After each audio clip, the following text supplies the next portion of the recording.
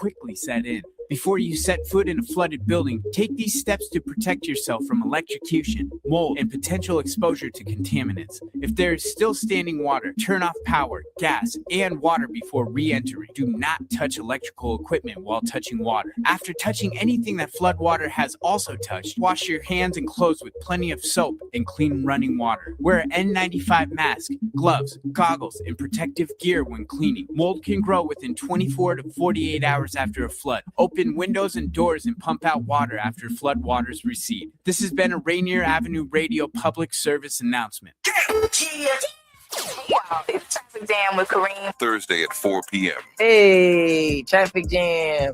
Rainier Avenue Radio. Download the app so you don't miss out what's popping, what's cracking, what's shining. It's your boy, Cream the Dream, on another beautiful week on here on Traffic Jam in Seattle.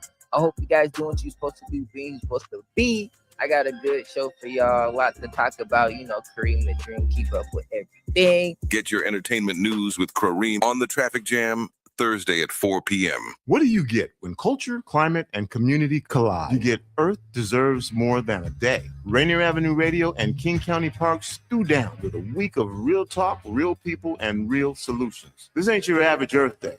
Tune in and feel the energy, because the movement is now. Hello, listener. What's important to you about what's going on in your community? Are you interested? Are you concerned? In any case, I invite you to tune into my show, Seattle Here and Now, on RainierAvenueRadio.org. Why? I will be covering a wide range of topics important to you and impacting the community. Each show will have a special guest or guests to share with you information on a variety of subjects that are happening here and now in Seattle. I promise I will work hard to make my show informative, interesting, and entertaining. Be sure to listen to Seattle Here and Now on RainierAvenueRadio.world. Atlantic Street Center has been serving the children, youth, and families of the Seattle King County area since 1910. We partner with families and communities to raise healthy, successful children and youth through services including counseling, early learning, youth development, domestic violence, and education support for school-aged children. Committed to serving the African American community, Atlantic Street Center provides services and support for all marginalized people. Learn more at AtlanticStreetCenter.org. You know you can't get enough of Rainier Avenue Radio.org.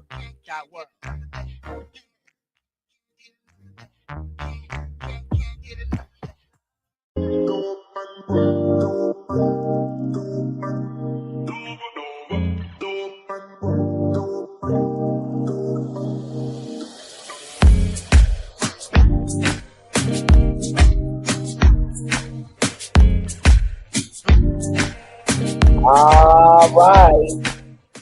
Here we go. Seattle Sports Weekly. And we are back. Thank you all for hanging, because they know we were like, oh, we're going to have another show next week or not. So the Seattle Seahawks schedule landed favorably in our favor. That is so because the Seahawks played on Sunday. And as you all aware, 18-16 winners over the Indianapolis Colts. Yeah, they beat the 44-year-old Phillip Rivers, if you will. I don't know, man. Seahawks get 6 field goals, and then they win. And I'm a big Phillip Rivers fan. I was talking about it yesterday in the locker room with Greg Bell of the Tacoma News Tribune and Corbin Smith, who you'll hear a little bit later. But so did some thinking and about the show and kind of the format. So I'm going to try to keep this format where we'll talk a little bit about what's going on, and then I'm going to do a prep update, and then we'll go to the Seahawks. And speaking of can you believe that we're 8 days from Christmas Eve? Yeah, I was just looking at the calendar. You know, at this time of the year, you know, all of us are head down, trying to get this, that, and accomplished, and which is good. And then you realize, wow. Yeah, I mean, you know, as you get older, the time goes faster, and as I said, it is Christmas Eve. Christmas is my holiday. There's Hanukkah, and also, yeah, Kwanzaa. And I'm sure, those are different holidays and they are all the same. I think it's important. It's okay to say, hey, you know what? This is the holiday I embrace. It's all right. I like the show that was early on because I think we just have to start having the dialogue that we're having in private, in our minds, in secret rooms. Now, look, I'm not saying you have to say everything in your mind. I'm reading this book or finishing one. The next book I'm reading, it says that do not believe everything in your mind.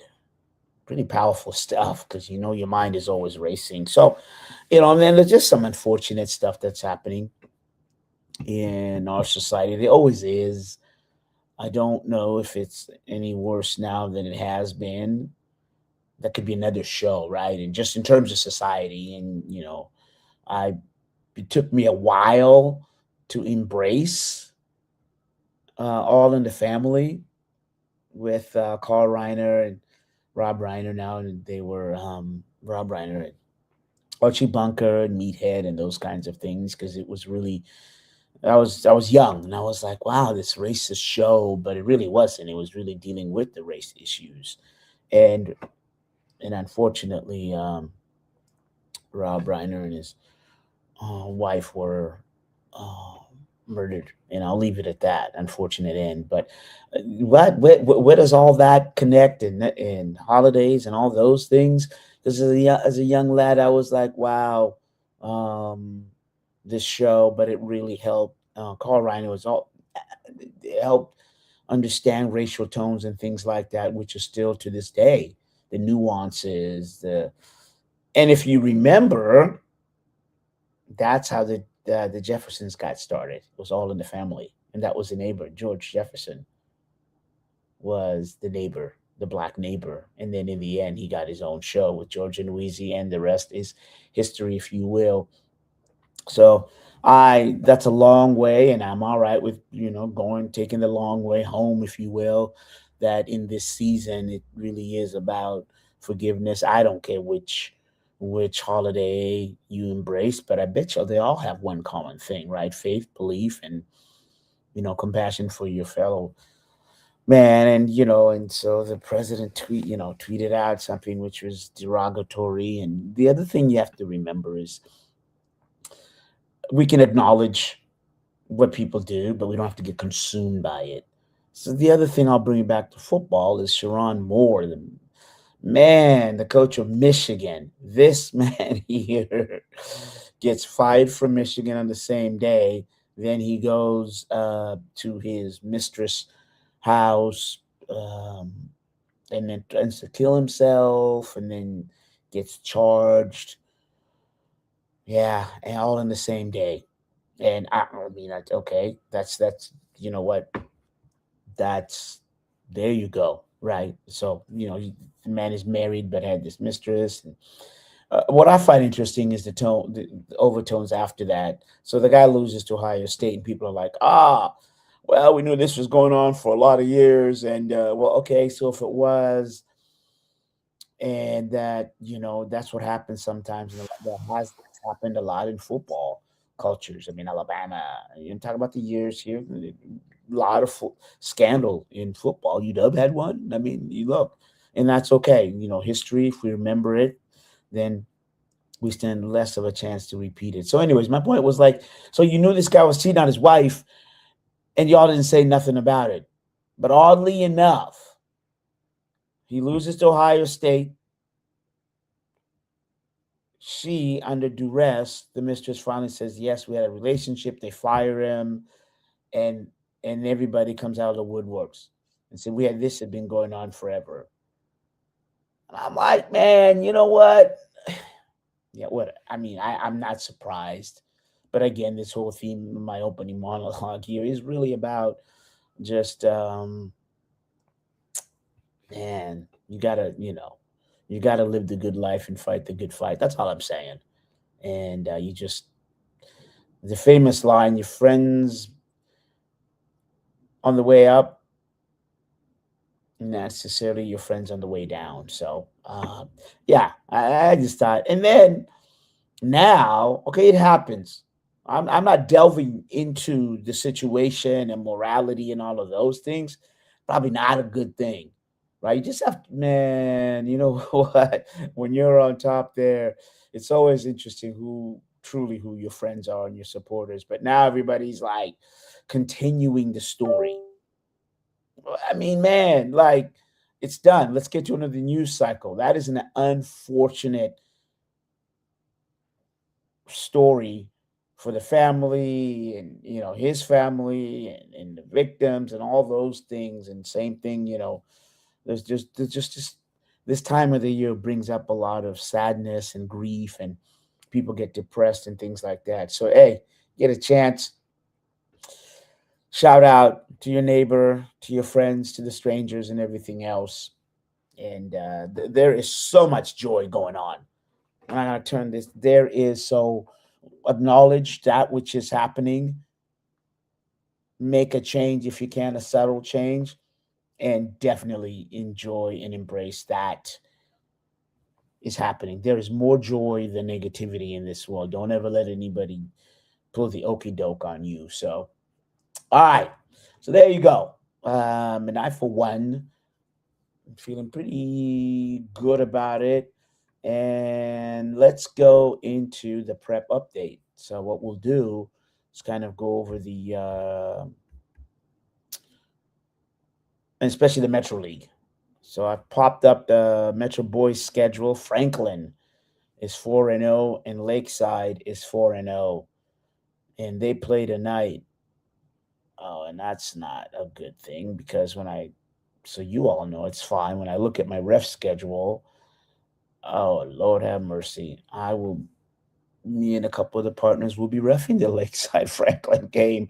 I was hoping for an easy game, but man, oh man. So that'll be a good high school game. If you can get out there, go see it. There's other games going on. Eastside Catholic 2-0, Rainier Beach, number one player in state, 2-0. They just beat O'Day. Seattle Academy's 3-2. And I'm talking about league here. Then Ballard, 2-2. Lincoln, 2-2. Bishop, Blanchette, 1-1. Seattle Prep, 1-1. O'Day, 1-1. Garfield, 1-1. So Hale, 2-3. Ingram, 1-3. Chief South, 1-3. And winless in the Metro League is West Seattle and Cleveland. Girls game, girls standings, if you will. Seattle Academy, 5-0. Saw them beat Ballard. And then Bishop Blanchette, 2-0, is undefeated. So is Roosevelt in league, if you will. Eastside Catholic is also undefeated, but they've only played one league game. Holy Names, 3-1. Franklin, 3-1. Ballard, 3-1. Lakeside, 1-1. Chief South, 2-2. Garfield rebuilding, 1-1. Cleveland, 1-3. Hale with the same record at 1-3. And Seattle Prep is yet to win a Metro League game, though they won 2. Rainier Beach is winless. And so is Ingram. They're 0-4 in league play, but they did win non-league conference. West Seattle's 0-2. So is Lincoln of Seattle. So there you go. Kind of your basketball standings overall. And go back and kind of tell you the schedule. I told you the schedule tonight. Seattle Prep is at Rainier Beach, 7:30. These are all 7:30 tips. Let's see. Garfield, at Roosevelt, Ballard at Chief South, Lincoln and Hale at Hale. Blanchette is at O'Day. That's at O'Day. And I told you about the Franklin and Lakeside. All right. So that gives you update in terms of what's happening in the Metro League. Thanks for popping that up, D-Money. So you know what happens is when I pop it up here. So, all right, perfect. All right, let's get to the Seahawks, if you will. So Seahawks 18-16 win over the Colts. And man, they do squeak by there. Was it a trap game? No. I think people didn't realize or were not aware that you came in with the 4th-ranked rush defense in the Seahawks against the 6th-ranked rush offense in the Colts with Jonathan Taylor. I think I had mentioned that. So, and it played true. The Seahawks struggled for a while to contain Taylor. He had 87 total yards, but he had 57 in the first half, and then he only had 30 in the second half. So once the Seahawks were able to do that, they were then able to make the Colts one-dimensional. And Phillip Rivers, 44-year-old, you could tell he was able to move the Seahawks defense around, and that is pre-snap. And when the Seahawks try to mask, their pass rush with 4, and whether you're trying to bring Nick Emmanwori on the line as a defensive line, just outside of Boy Mafe and company, Rivers saw that, and he understood that. And that's what you get by a veteran quarterback.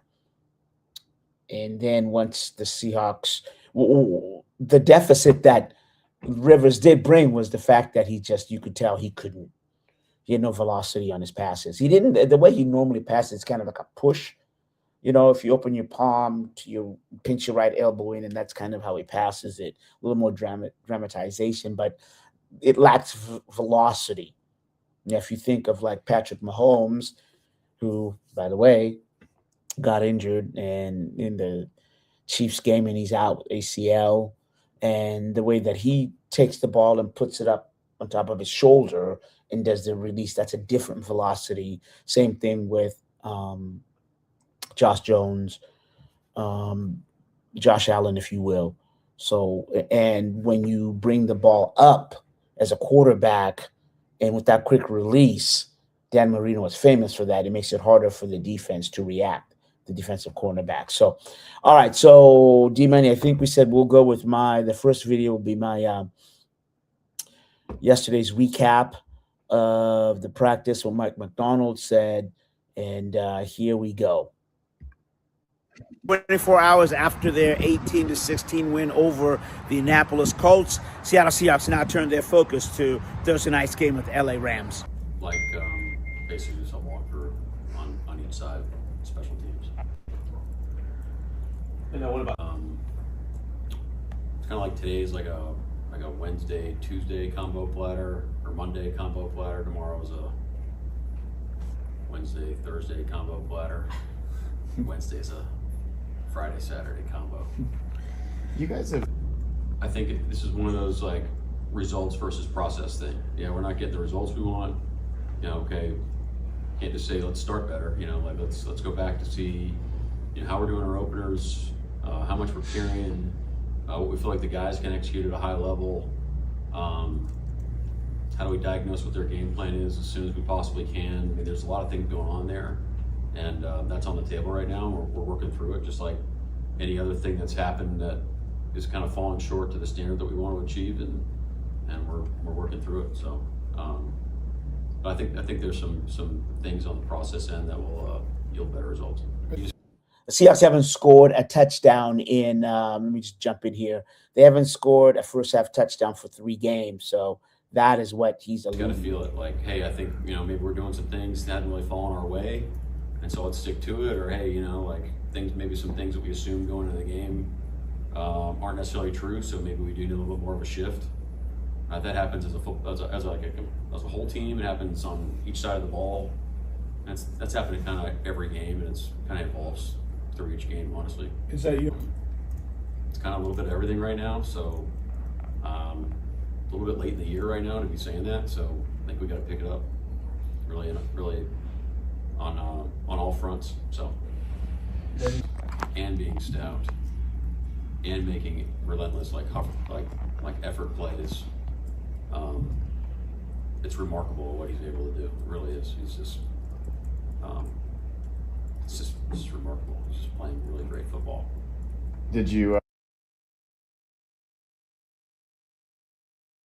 All right, so there you go. You saw the estimated injury report, and then you heard from Mike McDonald. It's an estimated injury report because the Seahawks had a walkthrough this morning, and you heard Mike McDonald just talk about kind of what the next few days are. It's a truncated schedule, And so the Seahawks are really trying to get ready. Julian Love talked about this. He said, you know what, from last night, players came in and began to get their recovery, because that's number one for all of the players, recovery.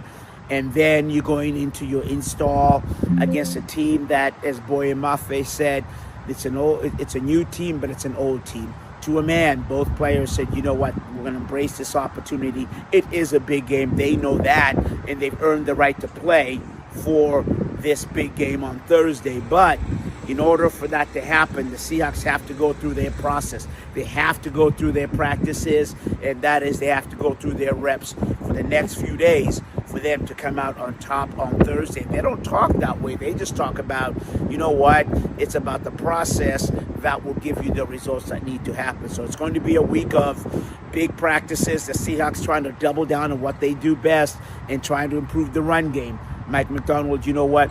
It is a little late for us to be talking about we have to get our run game in order, and that's something the Seahawks are going to have to do against the Rams. And obviously, you cannot have the turnovers. So more to come this week from the VMAC in Renton.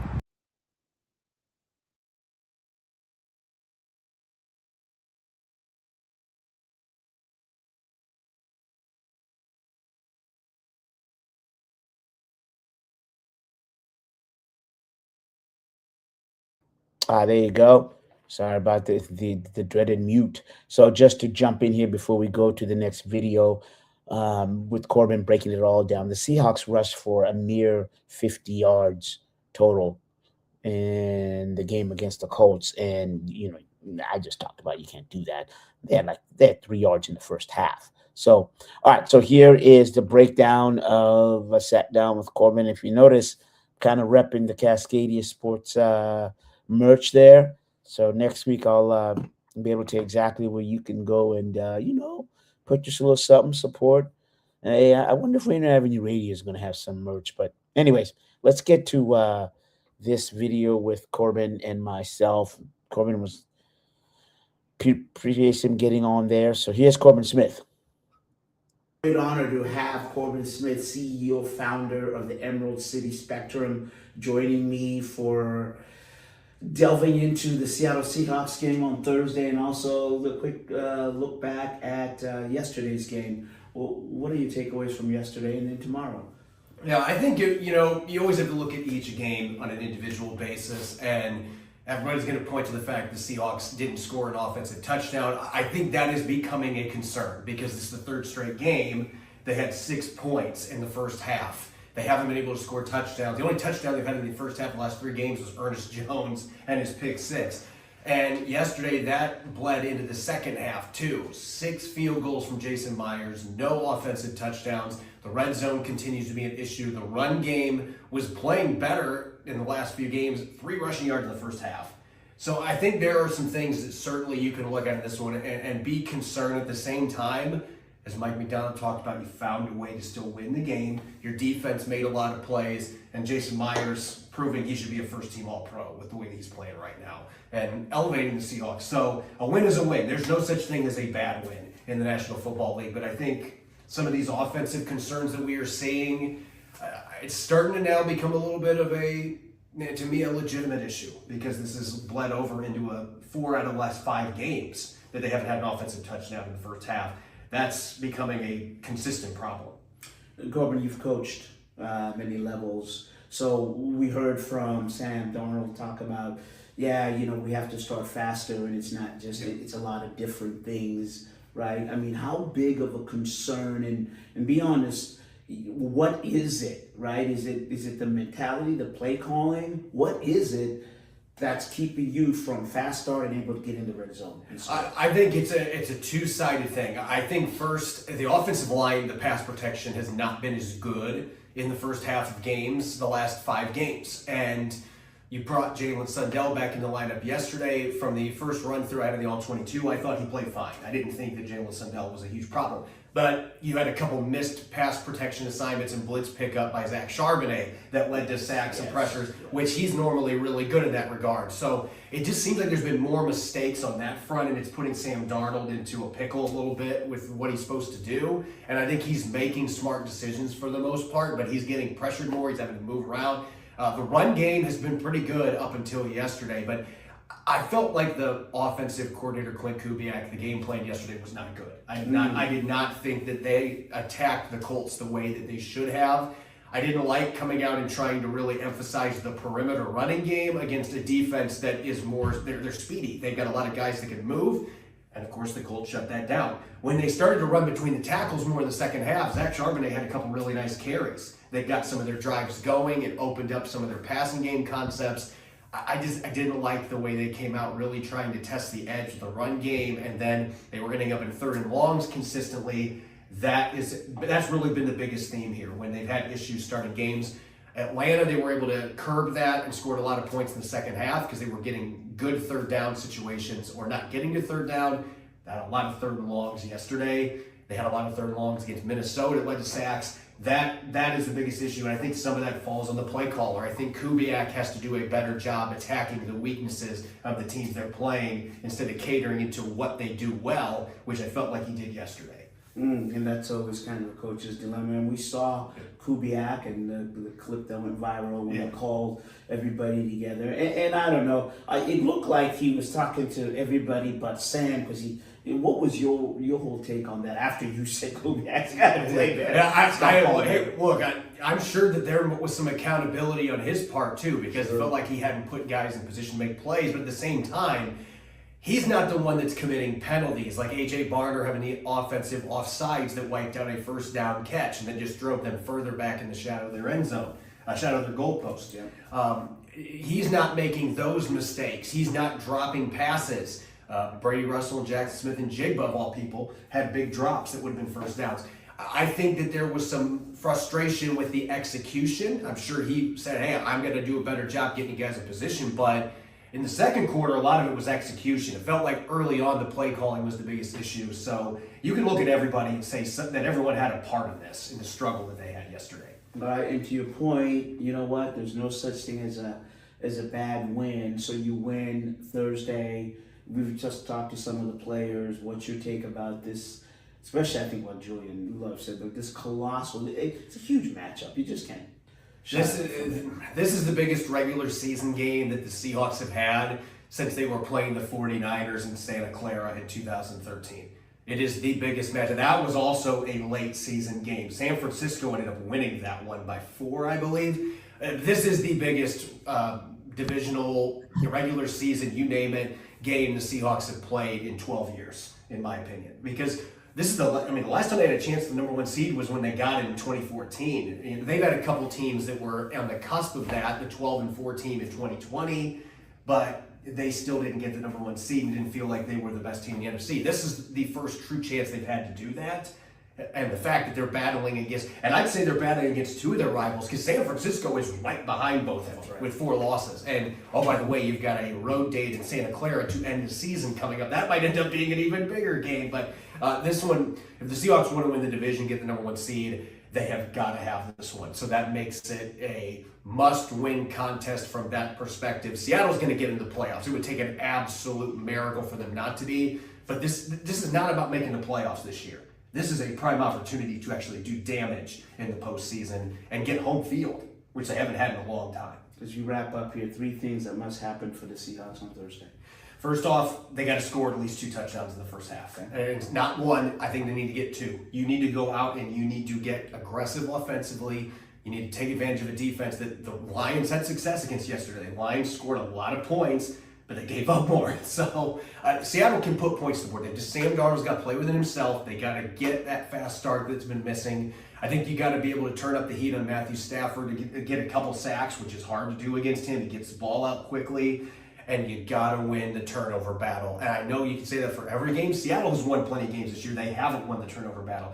You're not doing that against this Rams team, though. You have got to find a way to turn the ball over a few times, and Sam Darnold's got to play with himself and limit those opportunities for the Rams. I think if they can do those 3 things at home, they've got a good chance to get to 12-3. He's Corbin Smith, Emerald City Spectrum. Great stuff. Thanks, Corbin. Thanks, Maz. All right, there you go. Nice catch, D-Money. Man, yeah, for the Seahawks not to make the playoffs, it would be a nightmare. So there you go. All right, we're up on the break here. So quick note, because I will just related rest to bed the Seahawks discussion here. Thursday's the last game of the regular season at home for the Hawks, and I think Corbin nailed it there. So, all right, so we're going to go on break, and we're going to come back, talk Huskies and other things just in terms of, soccer. You know how we roll. All right, Seattle Sports Weekly. I'm at Freedom Mahara area on RainierAvenueRadio.org.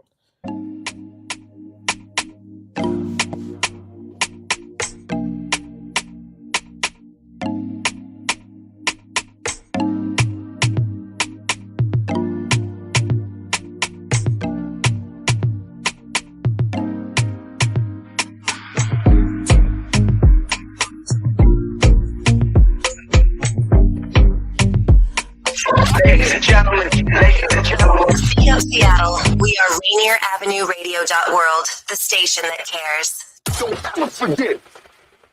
A teacher who hurt their back and got prescribed opioids. A daughter trying to cope with a loss in the family. A friend silently struggling, thinking they'll be a burden if they ask for help. People with addiction come from all walks of life, and the truth is they stand a better chance at recovery with our support. Reaching out and sharing local resources can make all the difference. Don't count them out. More people recover with support. Find more ways to help at supportaddictionrecovery.com. That's supportaddictionrecovery.com. Mga kaibigan, ito po si Kuya Bert Kawili. And this is Miles Salvador from Australia. And I'm Norb Kawili, also known as Norbcam. Kung gusto niyo po ang latest news and events from the Philippines at yung local Filipino community, Phil-Am Radio po. We play Filipino music and interview guests from all around the world. And I'll keep you updated on the latest Seahawks and sports news. Kaya always tune in, Phil-Am Radio every Tuesday, 1 to 2:30 p.m. Pacific Time on RainierAvenueRadio.world. And in YouTube and Facebook. Salamat po. So my doctor told me to go online to check my test results, but I didn't know how to do that. Thankfully, I could turn to Link to Care WA for help. With Link to Care WA, I was able to learn how to use online health portals, use telehealth to talk to my doctor virtually, and manage my prescriptions online. I called the hotline and spoke to a real person who taught me the skills I needed. Call Link to Care WA at 866-757-1832 or visit linktocarewa.org. Happy Hump Day. We're excited that you decided to join us for the party. Fresh Juice is live Wednesday night, 9 to 11 p.m. Pacific time on Seattle's Rainier Avenue Radio with the Juice Pack, including me, Superstar TK, Hindsight Patron, and D-Money. We're going to chop it up with some cool people, play some really dope new hip-hop and R&B music, some games, and maybe even a live performance. Lock us in right now on Fresh Juice YouTube page at youtube.com/@Fresh Juice Media or subscribe to us on Spotify or Apple Music. Fresh Juice. This winter, I don't want illness to get in the way of my holiday plan. That's why I got my annual flu and COVID shot. Everyone ages 6 months and older and get the flu and COVID shot each year. They make it less likely you'll get sick, and even if you do get infected, you won't get as sick. Free vaccines are available even if you don't have health insurance. For more information, visit kingcounty.gov/find-a-clinic. That's kingcounty.gov/find-a-clinic. You are listening to Rainier Avenue Radio, your community radio station.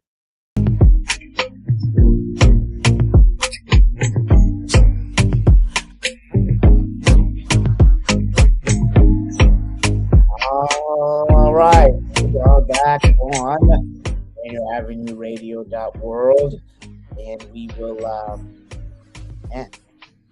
talk soccer, Husky sports, and everything else, and a little bit of the World Cup.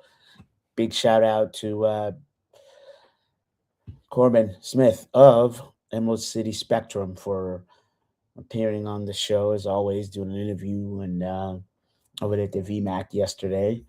So adding another kind of piece here, soccer or World Cup update. First one is, I thought this was interesting. FIFA decided that they will make available $60 tickets. Originally, these tickets, there was a big backlash because the last time the World Cup was held here, you were able to get tickets went for $70. The lowest, obviously, and you have to go through a raffle. It's not as easy as let me go down there to, to your local Ticketmaster or, or whoever you buy your tickets from and say, yeah, let me go ahead and grab this 70, this World Cup ticket. You have to go to the lottery, and then from there you have to pay up front. And they do with most season ticket holders, right? They take your credit card and you hang on to it. But the backlash, especially last week, was, whoa, these tickets. The $60 tickets were, were $4,185. Those are the lowest price tickets. I'm not talking about the shishi, foo-foo type of tickets where you're field level, what I'm talking second level. Never mind first level. Never mind, hospitality. So FIFA came out, and that's what I like about FIFA. I mean, they always kind of, pushing the edges and see where they can go. So, yeah, there you go. So remember, there's 48 teams, and which is up from the 32. We talked about this. And Seattle will host some games. Now, this is interesting. Now, I was just to note that right now, one thing you want to pay attention to is the African Cup of Nations. Wait, what? Yeah, the African Cup of Nations is happening right now, and that's where teams from Africa that qualified for the biannual tournament are now playing in Morocco. And that's where it is this year's tournament is. And you're like, well, what's that got to do? Well, it's in Morocco, and Ivory Coast won it the year before that. Then then Senegal, then Algeria, then Cameroon, then Ivory Coast won it 2015 again, 2013 Nigeria, Zambia, 2012 Egypt. Yeah, now you get it. Egypt won in 2010. So this tournament started out in 1957, and the first winner of the tournament was held in Sudan, and it's in Egypt. It's one of those things where, if it's the Euro, Cup champions, you're going to get that on CBS. You're going to get that, because of the TV and the revenue, you're going to get that accessible from the media. But the African Cup of Nations is really one of these really cool tournaments. And me being from Africa, I embrace that. And that's the one that I actually have now just started watching it. But I digress for a moment, because here's the deal. So, as I said, one of the favored teams in the tournament is Egypt. And you're like, well, why does that sound familiar? Because Egypt is going to play here on June 15 against Belgium in the World Cup group stage game. If you remember, June 15th that's the game there. The second game is on June 19th. The Juneteenth game, if you will, Australia versus USA. And then they come back. That is, FIFA plays the June 24th again here. Qatar will either play the Italy, Northern Ireland, Wales, or Bosnia winner. And then June 26th, get this, guess who's back? That's absolutely right. Egypt will play Iran, and that's supposed to be the pride match. And right now, I'll delve more into that. Maybe get Alan Hopkins from Soccer Association, the Major League Soccer players for Black Chain, to talk about that, because those are two countries. So the Seattle committee decided, let's hold a pride match, and to celebrate diversity, inclusivity. Well, and the two countries, Egypt and Iran, are not open to gay marriages. And so now there's, as you can tell, as you can imagine, there is now discussions going back and forth. And both teams have said, there's a possibility we don't want to play there. And so, don't worry, cooler heads, but just to give you in that context of what's going on in that backdrop. I'm kind of going to stay with the soccer theme a little bit here. So the other thing to watch is I got this across my desk. City of Vancouver, Vancouver Whitecaps signed an MOU for a new stadium project at Hastings Racecourse Park. So what that is right now the Vancouver Whitecaps, who lost to Inter Miami in the MLS Cup, were had discussions, not necessarily threatening us out, contemplating is a better word, in terms of, hey, we can't play in BC Place because we're just not making any money. And this whole stadium and how teams' relationship is kind of a real big deal. Why is it a big deal?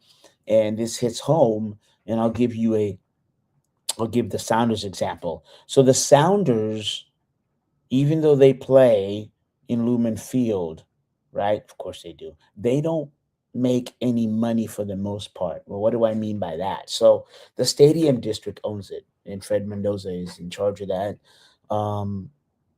So the stadium district, if you remember, Seattle they said build it. So the stadium district owns that, the stadium itself, the land.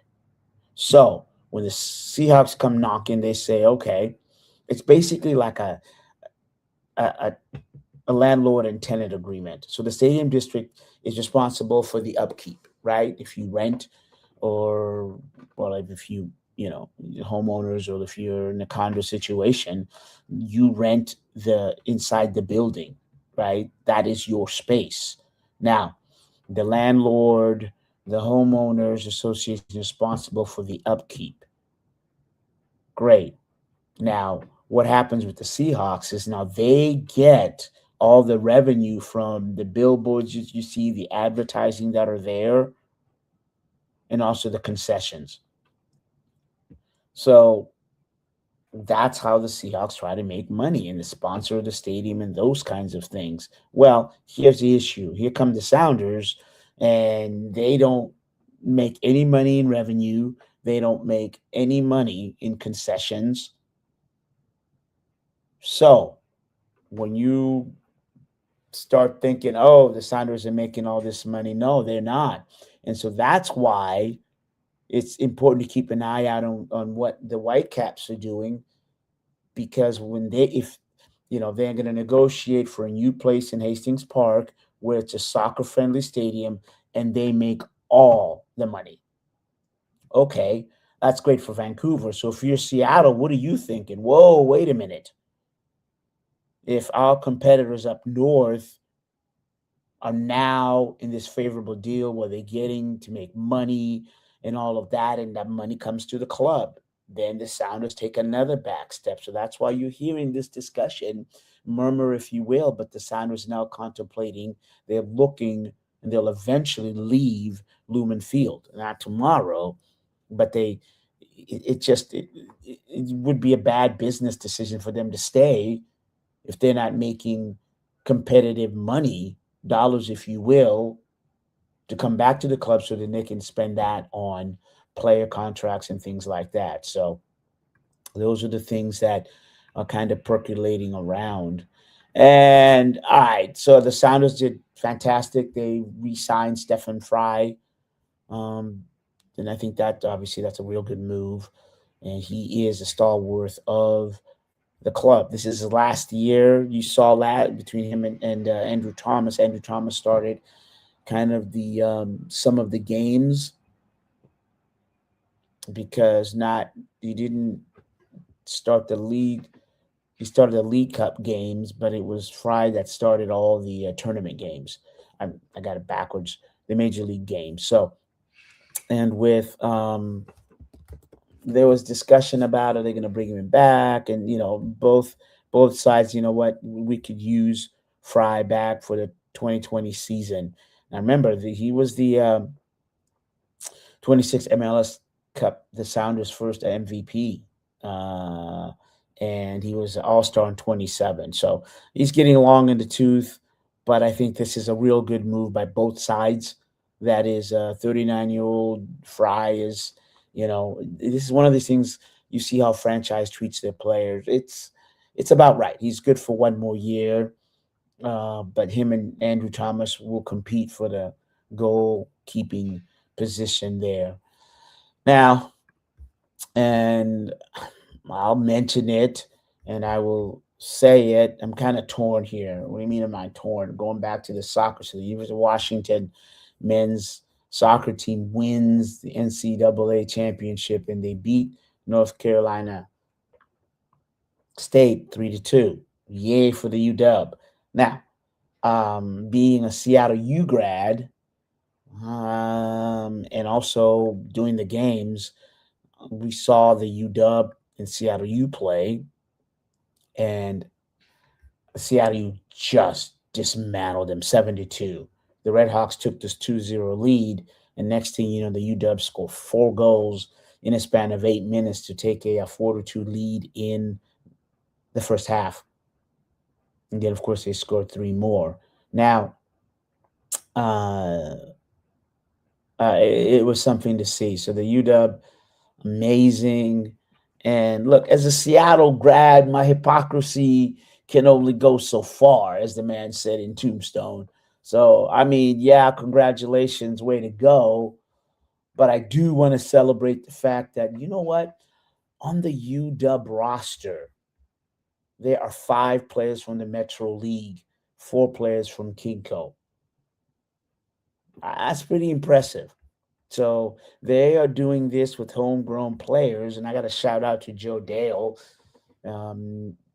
His dad played at Roosevelt as well, Andy Dale, and amazing. And I coached his uncle, Daniel Dale, in basketball years back. Funny, but it's a Roosevelt deal. But Joe Dale scored, and congratulations to the Dale family. Just an amazing family there, and wholesome, as you'd expect. So the young man gets a goal in there, and the UW, as I said, wins the National Soccer Championships. But it was from, Damon Jones, a friend of the show, was like, "Hey, are you going to do anything about it?"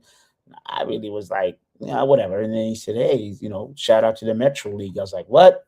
So I looked it up. So here you go. They've got a player from Lincoln High School.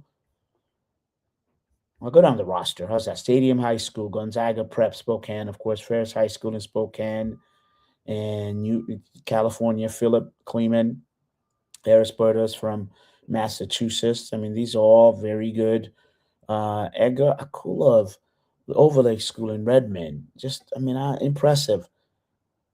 Asher Hestad. The thing about Lincoln High School is they weren't really, soccer team barely hung on. I know we're talking about back in there, but the other thing, as I said, Joe Dale from Roosevelt High School, and they also have Mani Diop from Kaluk, Senegal, part of the academy. They've got Zach Meyer was from Lake Washington, Cameron Cruz from Franklin High School. I remember when I played soccer, in the 1860s, if you will, when you saw Franklin on the schedule, you knew you were going to win that game.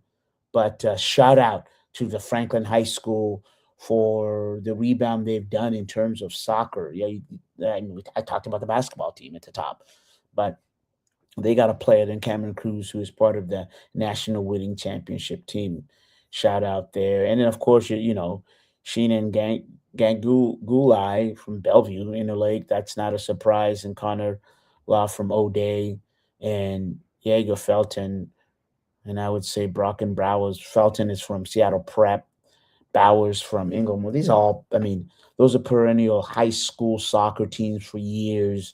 O'Day and Interlake. So you'd expect that. But again, congratulations to the UW, but more so I'm leaning on the Metro League and this, the academies, and also, Ballard FC. Those, what happens when you're playing college now, these academies are bringing quality players to the area, and that's what you're seeing now. So shout out to all the coaches, even like Peter Hattrip, that are really coaching up players in this area, because we talk about basketball, but soccer is a big deal as well. All right, so the UW finishes the season, bowl game, LA Bowl, and then the basketball season is in their way. They're on their way, And as we always do, we turn to UW Athletics and bring on our Bontlake expert and Andrew Bailey. Andrew, how you doing today? A little bit better, a little tired, but I'm okay. Yeah, yes. I think last time I saw you was a few hours ago last night. It was the Redmen and Skyline basketball game, right? Yep. Redmond won that. Good game. Man, yeah, and the second win of the season. So alive and well. All right. Enough of the intro, my man. We're so glad to have you on the show. Let's go to Husky. What is the state of Husky football? Well, as long as Jed Fish stays on Montlake, it'll be okay. Okay. Yeah, I guess. But let's start with why you say that. Well, they finished the season real strong. They came out there and dominated the Boise State Broncos in LA. Got 5 interceptions in the game, first time since 2003. So not a bad way to finish off the season. Damon Williams has 4 touchdown passes, used a lot of play action pass off of the run, did a good job establishing the run early. Jonah Coleman finishes with 85 yards on 12 carries. So overall, just a really strong performance by the defense, and then the offense finally getting things going in the second quarter, and then just kind of rolling from there on. Yeah, and to your point, how many seniors are they losing? The senior stars are they losing? The UW football. Jonah Coleman is the number 1 guy who's leaving after this season. Denzel Boston could go too. He's a junior with another year of eligibility, but there's a good chance he could end up going pro depending on what the advisory board, the NFL advisory board says about what his draft stock is. So that's going to be crucial. Carver Willis will move on. Garen Hatchett will move on. And so that's, from what I understand, those are the main pieces that I can think of off the top of my head. Michaela Steen will also be gone. Tacario Davis probably as well. And then I think Ephesians Presock, maybe. I can't remember if he's a junior or senior, though. Okay. So then what is left in the cupboard? A lot of good young talent. Rain Vinesbright and Desmond Roebuck, who both had touchdowns in last Saturday's game. They will both be back next year, you would assume, unless they left the transfer portal, but I don't think that's going to happen. And Damon Williams, of course, will be back unless transfer portal something happens there. I don't think that's going to happen, though. And so from that respect, those guys are coming back. You have 2 key receivers and a quarterback returning, and then you have a running back in Adam Muhammad, who's only a sophomore. You'd expect him to be back as well. So a lot of good things on that front on the offensive side. And then on the defense, Rylan Dillard Allen will be back.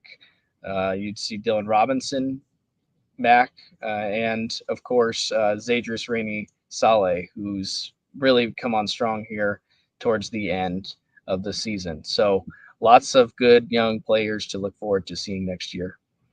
Now, you talked about Jed Fish. What kind of job has he done? He's done a good job in year 2. He took them to better heights than they were last year. I mean, in a rebuild, he came in, there wasn't a lot of players when he first got here. He only had 2, I think, returning starters, and he goes 6-7 the first year, got the Huskies to a bowl game. But then this year, it's a 3-win improvement. They win 9 games on the season, go 9-4, and they have a lot of things to look forward to should they keep most of this young core together and if he stays. Okay, and where would he go?